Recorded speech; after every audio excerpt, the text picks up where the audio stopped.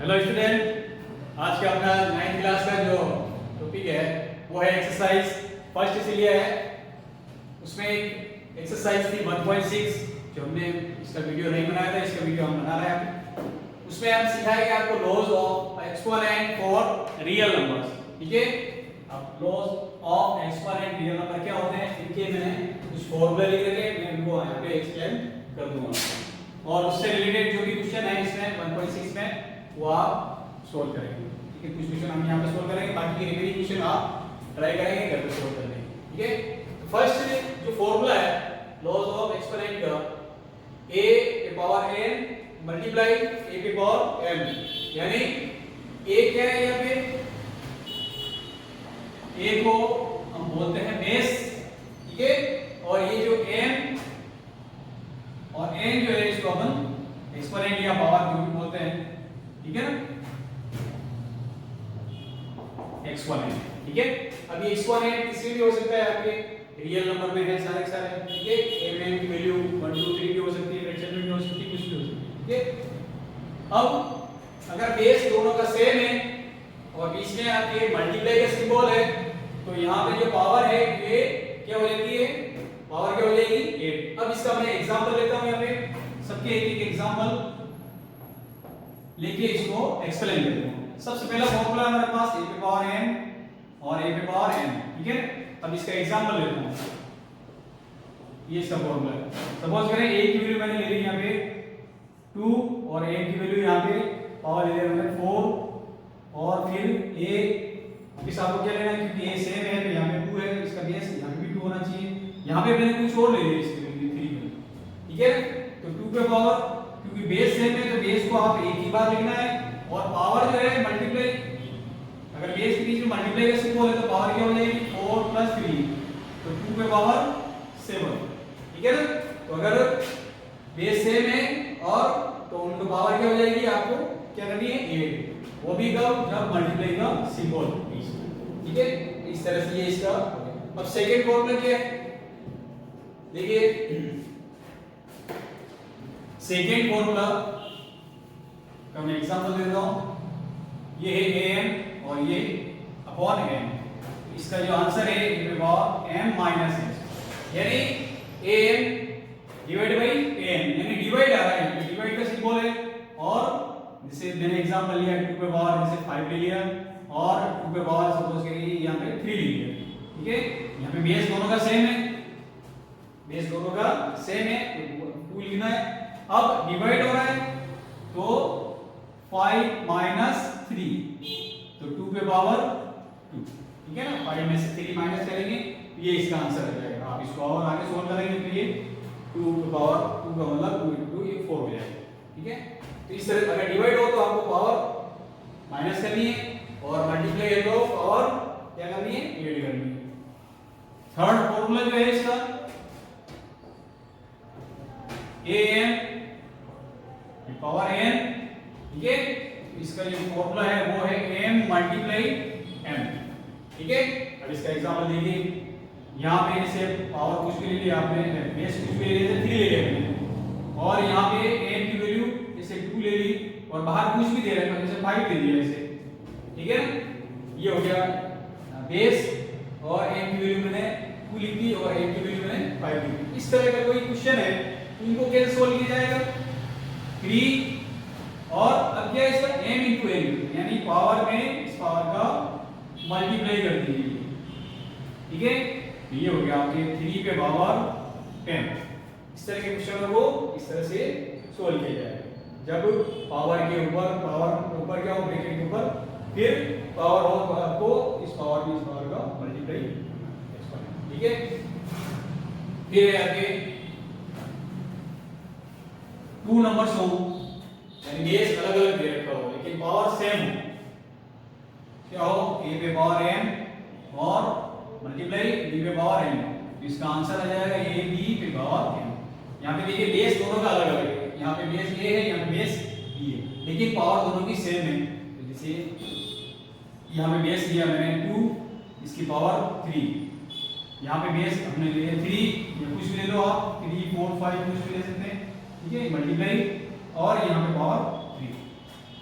ठीक है, इसका आंसर क्या है, यहाँ मल्टीप्लाई का सिंबल हो रहा है, तो ये 2 into 5, 2 into 5 पावर दोनों की सेम है, तो यहाँ आ जाएगा पावर, ये हो गया आपके 10 पे पावर। इस तरह के क्वेश्चन को इस तरह से करते हैं, ठीक है। फिर है हमारे पास फिफ्थ फॉर्मूला, फिफ्थ फॉर्मूला क्या बोलता है, 1 अपॉन ए पे पावर n, इसका आंसर क्या आना चाहिए भाई, यानी पावर को आप अगर ऊपर ले जाएंगे तो ये जो नेगेटिव से पॉजिटिव से क्या हो जाएगी नेगेटिव, और नेगेटिव है तो ये ऐसा भी हो सकता है, नेगेटिव है तो ये पे पावर ऊपर ले जाएंगे इसको तो ये आपके पॉजिटिव में चेंज तो सिंपल है, जैसे 2 पे पावर ये लिख दिया प्लस की 3 पावर इसकी, तो ये इसको आप सिंपलीफाई करेंगे तो 2 पे पावर -6, ठीक है ना। इसी तरह से जैसे 3 पे पावर -2 लिखा हुआ है तो ये इसको आप सिंपलीफाई करेंगे तो ये इस तरह से इसका आंसर पॉजिटिव है, नेगेटिव से पॉजिटिव हो जाता है, पॉजिटिव से नेगेटिव हो जाएगा अगर आप इसको ऐसे बोल करें, ठीक है। फिर है सिक्स फॉर्मूला,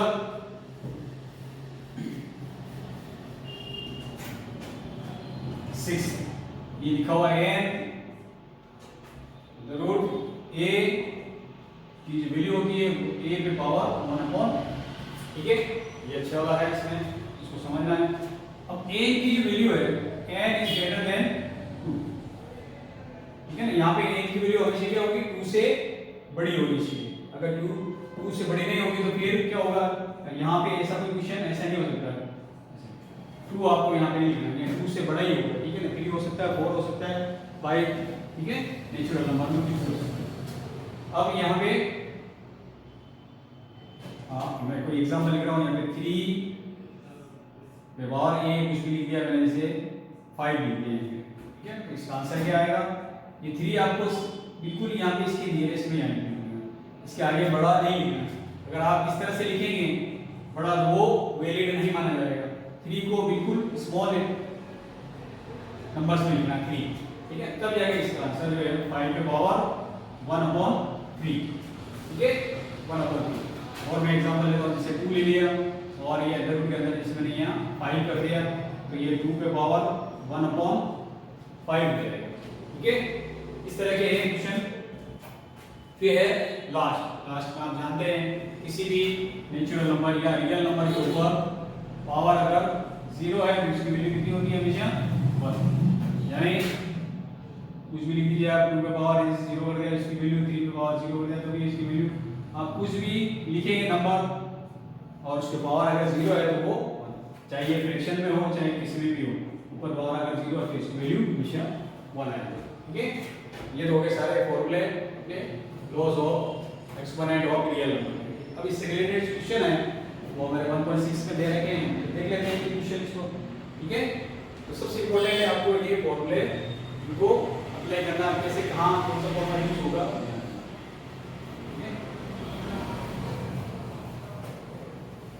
अब 1.6 के जो क्वेश्चन है अपने पास बहुत छोटे छोटे से क्वेश्चन दे रखे हैं इसमें। तो फर्स्ट क्वेश्चन है इसका 1.6 का, फाइंड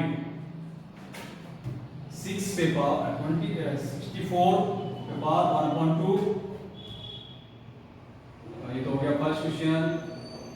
सेकेंड हो गया 32 पे पावर 1/5 और थर्ड नंबर पर दे रखा है 125 पे पावर 1/3, ठीक है।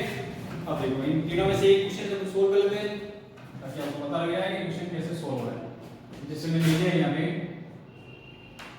फर्स्ट क्वेश्चन, ठीक है, तो बेस अपना है 64 पे पावर 1/, इसका सोल्व करना है, सॉल्यूशन क्या आता है इसको फाइंड करना है, इसकी वैल्यू क्या है।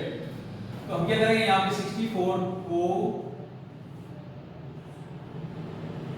क्या करेंगे, इसकी प्राइम फैक्टर करेंगे, तो सबसे पहले 64 में क्या करेंगे, 2 को डिवाइड करेंगे, 32 16 8 4 2 एंड लास्ट में 1। तो यहाँ पे देखिए 1 2 3 4 5 6 टाइम, तो 64 को हमने 2 की पावर में चेंज कर दिया, 1 2 3 4 5 6 2 के पावर 6 और 1/2। अब यहाँ पे इसको सोल्व करने के लिए हम कौन सी आइडेंटिटी यूज कर रहे हैं? यहाँ पे देखिए मैं लिखिए ये थर्ड नंबर, ठीक है ना, बेस है, इसके ऊपर पावर m है और पावर के ऊपर अगेन पावर। यहाँ पे ये फॉर्मूला मैं यहाँ पे राइट कर रहा हूँ इसको, equal to m into n, ये वाला फॉर्मूला इसमें लिखिए, ठीक है, बिकॉज यूज दिस फॉर्मूला। यहाँ पे ये कितना है? 2 है और ये 6 इनटू 1/2। यहाँ पे m की वैल्यू हमारे पास 6 है और m की वैल्यू, अब आप सोल्व करिए इसको, 2 से ये 6 कैंसिल हो जाएगा, 2 के पावर 3, ठीक है, 2 के पावर 3 का मतलब 2 मल्टीप्लाई 2, ये हो गया आपके, ठीक है। तो इसका आंसर क्या है हमारे पास? 64 पे पावर 1/2 का जो आंसर है वो है 8। इस तरह से इन सबके आंसर आपको निकालने हैं, ठीक है। क्वेश्चन नंबर 2 देखते हैं क्या है, ठीक है। तो इसमें से आपको इसका और इसका आंसर आपको खुद को सोल्व कर लेना।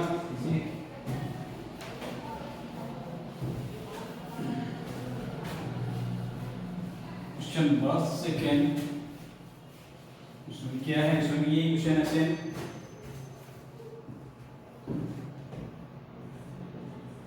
फाइंड,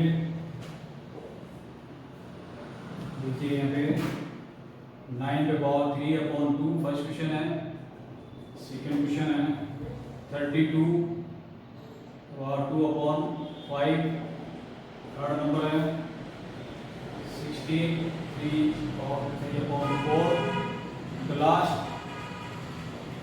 125 पे पावर -1/3। ये 4 क्वेश्चन है, चारों में से आप कौन सा भी एक सेलेक्ट कर लीजिए, उनको सोल्व करिए। जैसा अभी किया था वैसे वैसे इनको भी सोल्व करना है। तो देखिए आप कौन सा क्वेश्चन सोल्व करें, सोल्व कर लेते हैं इसको। 32 को 32 पे पावर 2/5, अगेन 32 को हम क्या करेंगे, इससे अपन पावर एक्सपोनेंट में इसको पावर प्राइम फैक्टर में इसको चेंज कर देंगे। ये हो गया आपके, ठीक है, 1 2 3 4 5। 32 को मैंने चेंज कर दिया 2 पे पावर 5, ठीक है, और इसमें जो पावर है वो आपको जैसे देखनी है वैसे ही, ठीक है। फिर इसमें फॉर्मूला क्या लिखा है, अभी हमने यूज किया था वही फॉर्मूला आपको वापस इसमें फॉर्मूला यूज करना, ठीक है। तो ये हो गया आपके बेस 5 इनटू 2/5, 5 से 5 कैंसिल हो जाएगा और ये बच गया हमारे पास इसका स्क्वायर, 2 का स्क्वायर क्या हो गया 2 इनटू 2 4, ठीक है ना। इसका आंसर आ गया 4। इसी तरह से सबको भी आप सोल्व करेंगे। 9 के भी आपको प्राइम फैक्टर करना है, 16 के भी प्राइम फैक्टर करके इस तरह से सोल्व करना है, 125 के भी आपको प्राइम फैक्टर करके इसको सोल्व करना है। फॉर्मूला ये रहेगा सब, ठीक है। फिर आगे क्वेश्चन, इसमें भी छोटे छोटे क्वेश्चन है, तो क्या देख लेते हैं।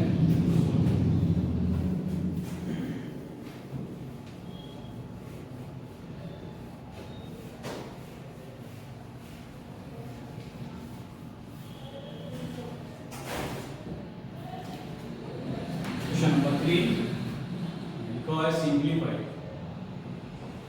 ठीक है, सिंप्लीफाई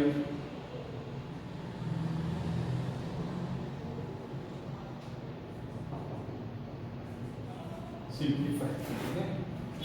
फर्स्ट क्वेश्चन है 2 पे पावर 2/3 मल्टीप्लाई 2 पे पावर 1/5, इसी को से लिया। अब देखिए आप इसमें से इतने सारे फॉर्मूले हैं, कौन सा फॉर्मूला इसमें यूज कर सकते हैं हम। यहाँ पे देखिए फर्स्ट वाला जो फॉर्मूला है वो इसके अंदर यूज हो रहा है, क्योंकि बेस दोनों में सेम आ गया। पावर आपके पास ये एक्सपोनेंट है 2/3 1/3, ये m और n वैल्यू इंडिकेट करते हैं। तो यहाँ पे इसको सोल्व करने के लिए फॉर्मूला लग रहा है वो ये, ठीक है ना, और एक्सपोनेंट का जो रूल्स है वो ये रहता है इसमें। तो ये हो गया आपके बेस, a की वैल्यू कितनी होगी 2, अब यहाँ पे m और n, ये है आपके m और ये, ठीक है। सोल्व कर दीजिए इसको। इसका एलसीएम लेना है आपको, 3 और 5 का एलसीएम कितना हो गया 15, ठीक है ना। आप इस तरह से निकालेंगे 3 और 5 का एलसीएम, तो ये कितना आएगा, ये 3 × 5 ये 15 ही आएगा इसका एलसीएम, आप निकाल सकते हैं। अब उसके बाद क्या करना है आपको, 5 का मल्टीप्लाई इसमें कर दीजिए, 10 हो गया, और 3 का मल्टीप्लाई इसमें कर दीजिए 3, तो ये आपका आंसर आ जाएगा 2 के पावर 13/15, ठीक है। आपको रूल्स के अकॉर्डिंग क्वेश्चन को सोल्व करना है, हो गया। अब इसके आगे कौन सा क्वेश्चन है, नेक्स्ट क्वेश्चन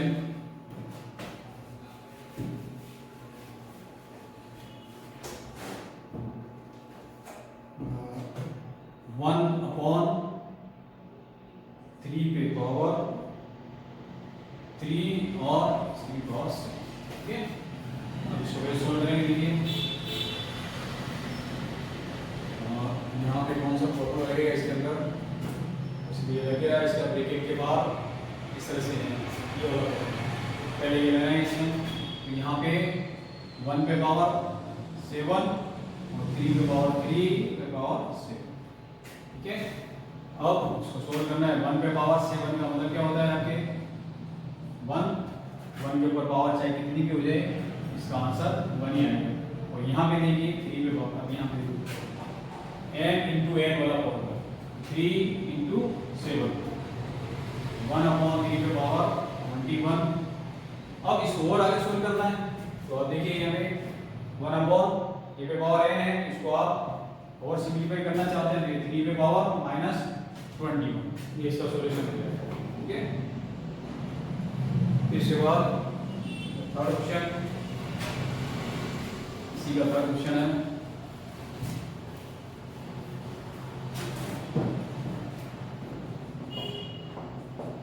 हो गया 11 to power 1/2 and 11 to power 1/4, ठीक है। अब देखिए क्वेश्चन किससे रिलेटेड है, देखिए सेकंड वाला में a पे पावर n, a पे पावर n, इसका जो सॉल्यूशन होता है वो ये, यानी इसमें जो फॉर्मूला लगने वाला है ये a पे पावर n माइनस, ये आपको यूज करना है इसमें। यहाँ पर देखिए बेस कितना है आपके दोनों में 11 है, बेस आपके सेम है, तो ये डबल लिख दीजिए। n की वैल्यू कितनी है यहाँ पे, और n 1/2 माइनस 1/4, ठीक है। आप इसको और सोल्व करेंगे आगे, तो 1/2 में से 1/4 को माइनस करना है, आपको एलसीएम लेना है, ठीक है। ये आपके एक्सपोनेंट फॉर्म में चल रहा है, तो 2 और 4 का एलसीएम हो गया 4 को इधर और इसको इधर मल्टीप्लाई कर दीजिएगा, ठीक है। तो कितना बचेगा, ये 4 - 2, ठीक है। तो कितना हो जाएगा, ये 2 नीचे लिख रहा हूँ मैं,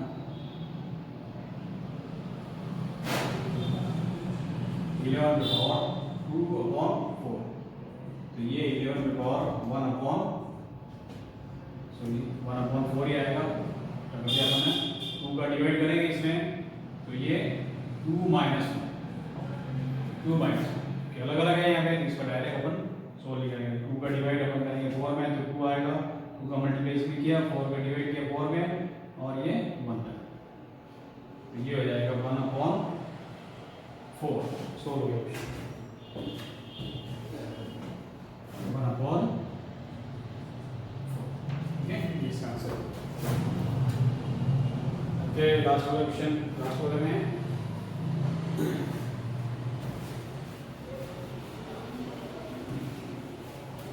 लास्ट क्वेश्चन 4, 7 पे पावर 1/2 और 8 पे पावर 1/4, इसमें कौन सा फॉर्मूला लग रहा है, देखिए यहाँ पे बेस अलग अलग है, a और b अलग अलग है, लेकिन पावर दोनों में सेम है। तो आप यहाँ पे ये कंटिन्यू लिख लीजिए, a पे पावर m और b पे पावर m, तो ये a × b पे पावर m, ठीक है। ये हो जाएगा कि आपको इसमें यूज करना। तो देखिए यहाँ पे a कितना है 7 और b हो गया 8, तो 7 × 8 पावर दोनों में सेम लिखी हुई है, 1/, इक्वल है। अब यहाँ पे मल्टीप्लाई कर लीजिए 56, ठीक है, ये सॉल्व हो जाएगा क्वेश्चन, ओके। तो सारे क्वेश्चन 1.6 के कंप्लीट हो गए, और इसके जो भी फॉर्मूले हैं, इससे रिलेटेड फॉर्मूले मैंने एक्सप्लेन क्वेश्चन भी हमने सोल्व कर लिया। अब इसके अलावा और भी अगर आपके पास कोई प्रॉब्लम हो इस पावर एक्सपोनेंट से रिलेटेड क्वेश्चंस की, आप जब भी लाइव क्लास चलाएं आप उनको पूछ सकते हैं, ठीक है ना। अब आपको ये ध्यान रखना है कि हमेशा अपनी पढ़ाई जो होगी वो हमेशा ऑनलाइन होगी, और जो एग्ज़ाम होगा वो आपके ऑफलाइन ही होगा। ऑफलाइन का मतलब हमें जो एग्ज़ाम हमेशा हर साल होते हैं उसी अकॉर्डिंग आपके ऑफलाइन एग्ज़ाम होंगे, पढ़ाई आपको ऑनलाइन ही करनी है इस साल, ठीक है। तो आप ये भी ध्यान रखें हमेशा, okay. Have a nice day.